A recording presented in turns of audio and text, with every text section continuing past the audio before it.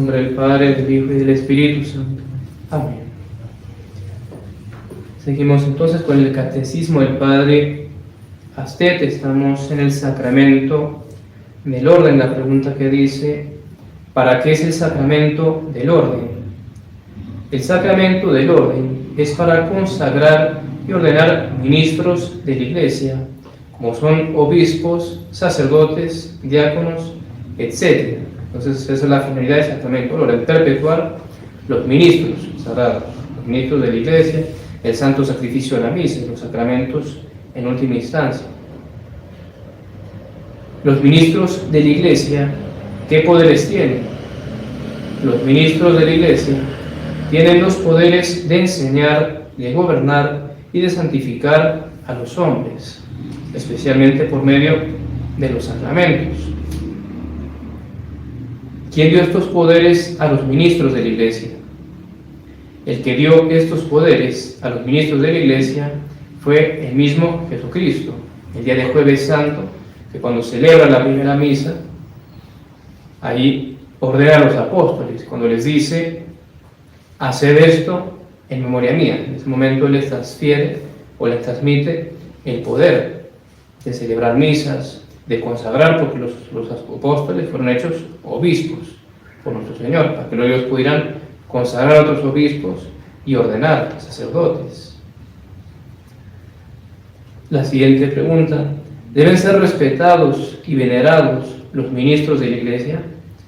Los ministros de la Iglesia deben ser respetados y venerados con especialidad, y eso por motivo de a quién representan, porque representan a Dios, los ministros de Dios, y por eso es importante siempre el respeto que hoy en día todavía algo hay, pero como estamos en tiempo de decadencia se ve que eso se va perdiendo, y uno a veces como sacerdote, no a veces falta que uno en algunos lugares o ciertas personas lo traten como si uno era un bicho raro vestido de negro, y no, digamos, sí, algo así.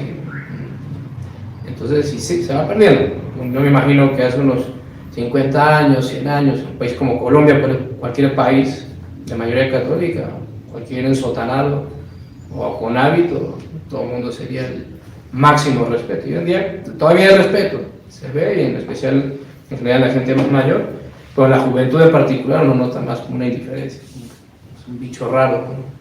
Y no, eso está por supuesto mal, porque digamos por motivo de quién uno representa, ¿no? Ministro de Dios, ministro de Cristo. Entonces, por razón de él hay que respetar a los ministros sagrados. Ahora pasamos al sacramento del matrimonio. La primera pregunta que dice: ¿para qué es el sacramento del matrimonio?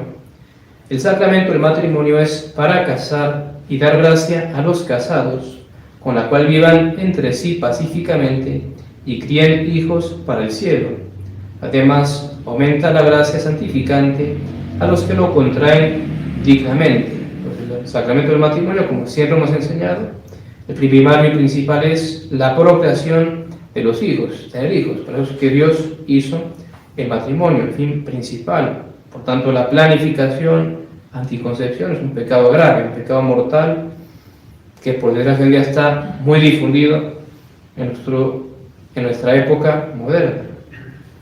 Y da, por supuesto, como dice la respuesta, el matrimonio como sacramento gracia santificante, de los que se casan y se casan con las debidas disposiciones, estado de gracia, etc., le santifican y reciben gracias especiales para cumplir con sus deberes y obligaciones que contraen con el matrimonio. Eso es algo muy importante que hay que tener en cuenta, porque los sacramentos, en realidad todos obran así, hacen que uno sea acreedor a ciertas gracias por el hecho de tener ese sacramento.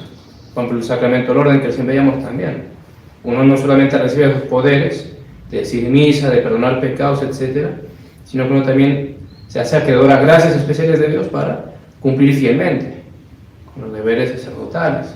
Y lo mismo en el matrimonio. Los que se casan contraen deberes y obligaciones, y bien graves e importantes. Y con el sacramento reciben gracias especiales de Dios, se hacen acreedores a gracias especiales para cumplir fielmente con esos deberes. Por eso, o también en parte por eso el gran mal de la unión libre, el concubinato, porque los que viven así no tienen esas gracias. Claro que no, Dios no les va a dar gracias para que sean fieles unos a otros, para que se tengan paciencia, para que... No, no hay ninguna gracia de Dios para eso, si no están casados. Es más, están en pecado mortal de concubinato, de escándalo. Entonces, por eso la importancia del matrimonio. Porque los que ya hay casos, y es tristísimo, personas que toda la vida en unión libre, uno dice, ¿por qué no se casaron? 20, 30, 40 años juntos. Dice, se privaron de todas esas gracias que hubieran tenido con el sacramento del matrimonio, porque da gracias especiales para cumplir con los deberes. Entonces, importante eso. La siguiente pregunta: ¿qué propiedades le dio Jesucristo al sacramento del matrimonio? Jesucristo le dio al sacramento del matrimonio las propiedades de la unidad y de la indisolubilidad. No que antes no fuera así. En realidad lo que nuestro Señor hizo fue, podemos restablecer a su prístino origen el matrimonio, porque cuando Dios crea el matrimonio con Adán y Eva es uno, Adán y Eva no más, e indisoluble para toda la vida. Aunque por el pecado original se fueron perdiendo eso y Dios llegó a tolerar.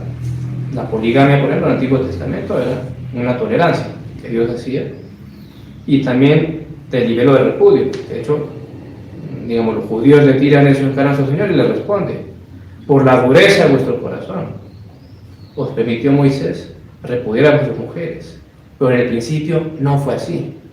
Él restablece, como era al principio, unidad, monogamia y la indisolubilidad para toda la vida, contra el mundo moderno con todos sus divorcios y rematrimonios, y divorcios y rematrimonios y rejuntarse una y mil veces, no, para toda la vida, indisoluble. Es necesario estar en gracia de Dios para recibir dignamente el sacramento del matrimonio. Es necesario, bajo pecado mortal, estar en gracia de Dios para recibir dignamente el sacramento del matrimonio. ¿Por qué? Porque es un sacramento de vivo. ¿Sí? Yo tengo que estar en gracia, confesado, porque si no cometo un pecado mortal, un sacrilegio.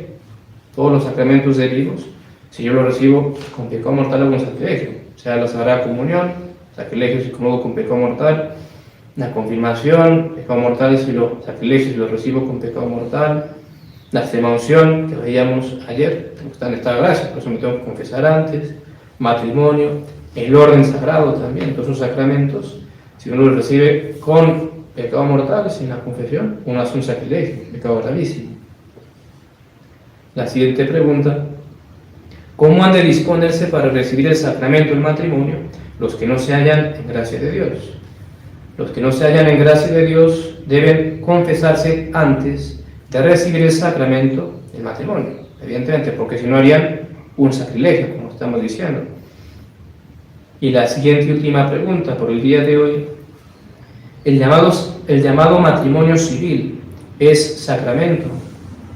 El llamado matrimonio civil ni es sacramento ni es matrimonio, sino una unión gravemente culpable ante Dios y escandalosa ante el prójimo.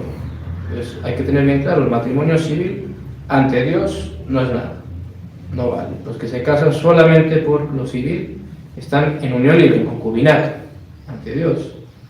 Entonces hay que tenerlo bien claro, porque hoy en día, por la ignorancia, no faltan los que piensan: ay, formalicemos nuestra relación, matrimonio civil, ya tú. Y no, es un concubinato ante Dios, eso no vale. Tiene que casarse ante la Iglesia. ¿Por qué? Porque como Cristo nuestro Señor elevó la dignidad del contrato natural a los bautizados a sacramento, entonces no hay matrimonio válido para los bautizados que no sea sacramento. Entonces, si no hay sacramento de matrimonio, no hay matrimonio verdadero. En todo caso, dejamos ahí hasta allí el catecismo del Padre Astete. Aquí es la última pregunta de todo el catecismo. Después ya vienen simplemente oraciones diversas. En todo caso, ya veremos en los próximos días con que continuaremos en las pequeñas prédicas que hacemos. Ave María Purísima, sin pecado concebida. en nombre del Padre, del Hijo y del Espíritu Santo.